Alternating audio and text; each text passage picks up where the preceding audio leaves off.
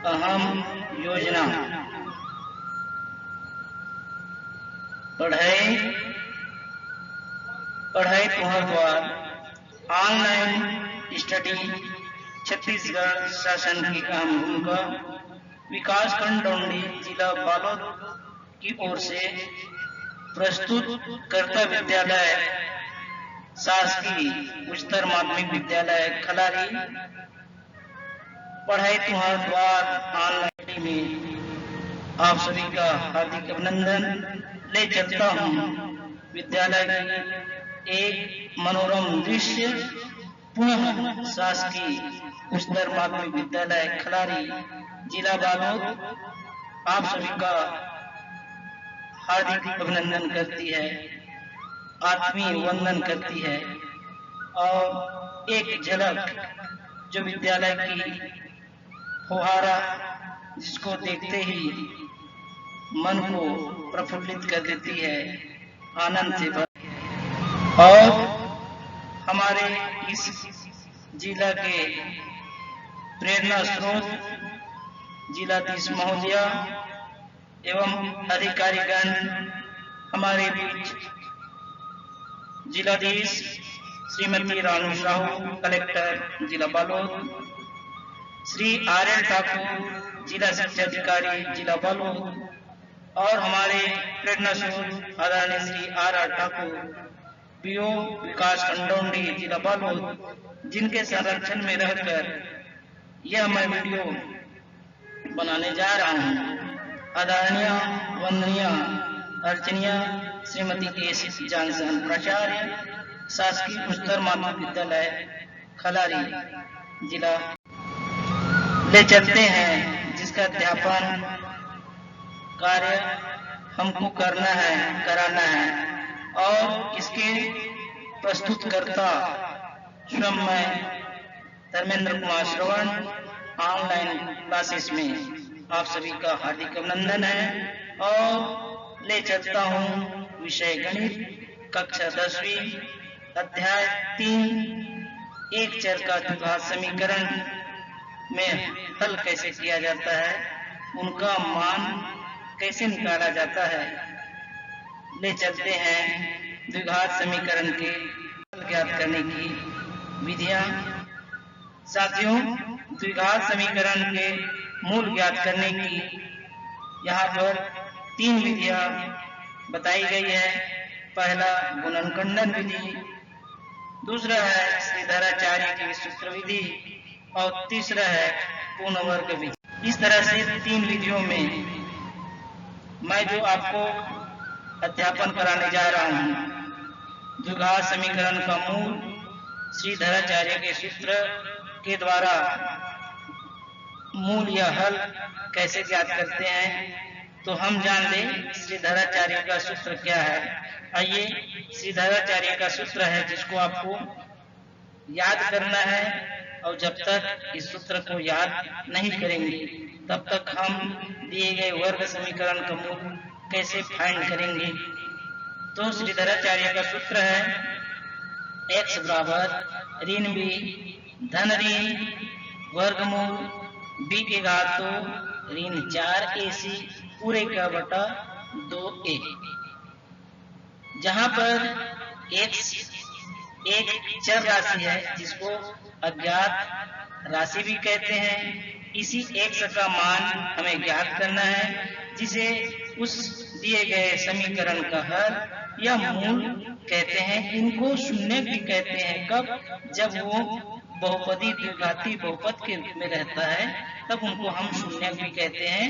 और जहां पर a, b और c वास्तविक संख्या है लेकिन a का मान शून्य नहीं होना चाहिए। और नेक्स्ट पर्दे में हम ले चलते हैं। चलिए, एक प्रश्न आपके सामने। वर्ग समीकरण 6x घात 2 धन x ऋण 2 बराबर 0 को सूत्र विधि से हल करो। यहाँ पर जो प्रश्न आपको परीक्षा में दी जाती है, एक तो विधि का नाम दिया जाता है या कोई भी विधि से हल करने को दिया जाता है, तो मैं एक सूत्र विधि से वर्ग समीकरण को कैसे हल करते हैं, उनका मूल कैसे ज्ञात करते हैं, ले चलता हूं। वर्ग समीकरण 6x घात 2 धन x ऋण 2 बराबर 0 को सूत्र विधि से हल करो। तो हल करने के पहले हम अपनी उत्तर पुस्तिका में ये जरूर लिखे, हल 6x की घात 2 धन x ऋण 2 बराबर 0 को श्री धराचार्य सूत्र विधि द्वारा हल करना। फिर लिखेंगे हम क्या, दिए गए वर्ग समीकरण की तुलना मानक वर्ग समीकरण का रूप ax घात 2 धन bx धन c बराबर 0 से करने पर आपको दिए गए वर्ग समीकरण को मानक वर्ग समीकरण से तुलना करना है। तो हमें मानक वर्ग समीकरण का सूत्र हमको याद होना चाहिए, उनका रूप याद होना चाहिए, वो है आपका ax घात 2 धन bx धन c बराबर 0।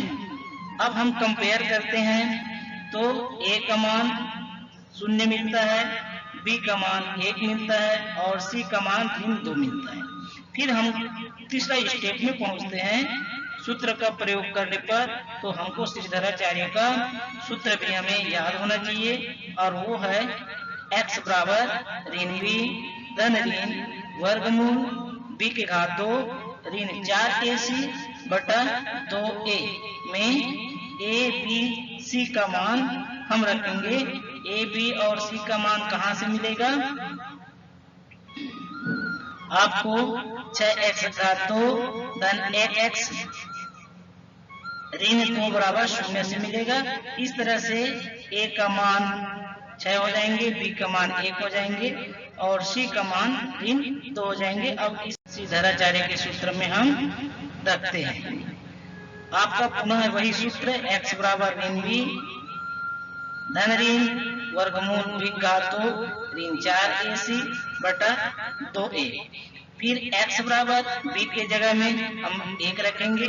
जब भी वास्तविक संख्या a, b और c का मान रखते हैं तो उन्हें हम ब्रैकेट में रखने का प्रयास करें। जैसे हमने रखा है b का मान 1 तो हो गया ऋण 1 धन ऋण वर्गमूल b वर्ग तो 1 का वर्ग ऋण 4ac, a के जगह में 6 और c के जगह में ऋण 2 ब्रैकेट के रूप में लिख दिए और पूरे का बटा 2a मतलब 2 गुना ऋण 2। तो इस तरह से x बराबर क्या हो गया, ऋण कोष्टक में 1 कोष्टक बंद धन ऋण वर्गमूल कोष्टक में 1 का वर्ग ऋण 4 कोष्टक में 6 कोष्टक में ऋण 2 और पूरे का बटा 2 गुना कोष्टक में ऋण 2। इस तरह से हल करने पर हमको नया स्टेप, अगला स्टेप मिलता है x बराबर ऋण 1 धन ऋण वर्गमूल 1 का वर्ग 1 ऋण 4 6 गुना ऋण 2। तो यहाँ पर 6 और ऋण 2 का गुना कर दिया तो ये हो गया ऋण 12 तो और पूरे का बटा 2 गुना ऋण 2 ऋण 4। तो x बराबर हमें क्या मिला, x बराबर ऋण 1 धन ऋण वर्गमूल 1 ऋण 4 गुना ऋण 12 और पूरे का बटा ऋण 4।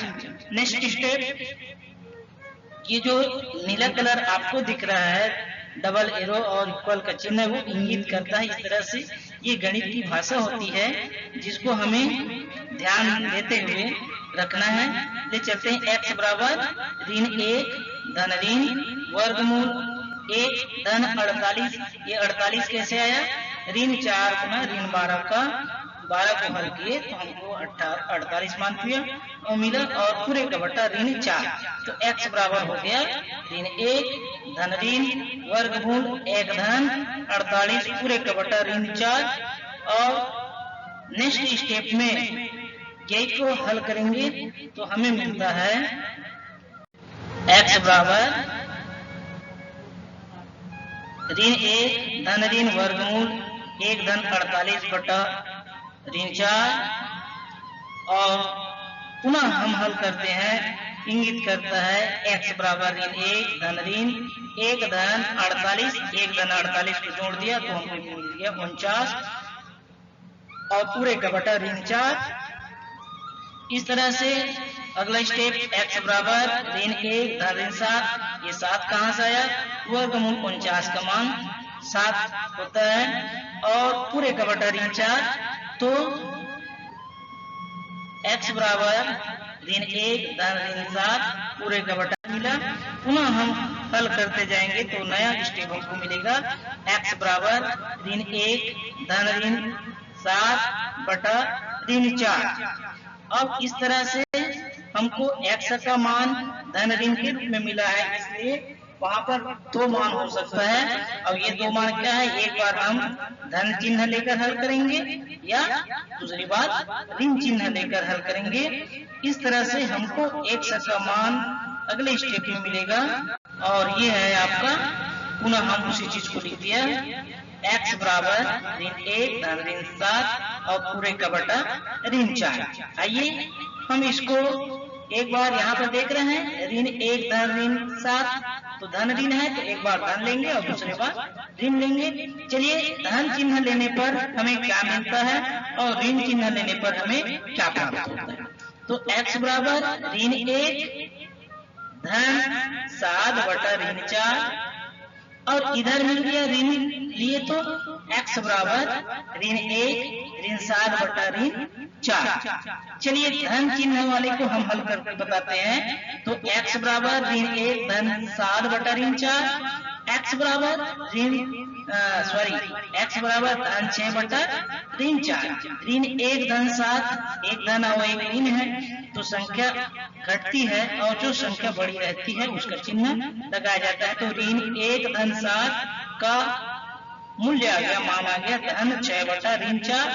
x बराबर 6 और 4 जो है दो का गुणनखंडन है, दो के पहाड़ा मारता है, दो का गुणज है, इसलिए हमने 2 से भाग दे दिया। 6 को 2 से भाग दिया तो 3 आया और 4 को 2 से भाग दिया तो 2 आ गया। इस तरह से धन 3 बटा ऋण 2, लेकिन धनात्मक चिन्ह को नहीं लिखा जाता और मान हमको मिल जाता है x बराबर ऋण 3 बटा 2।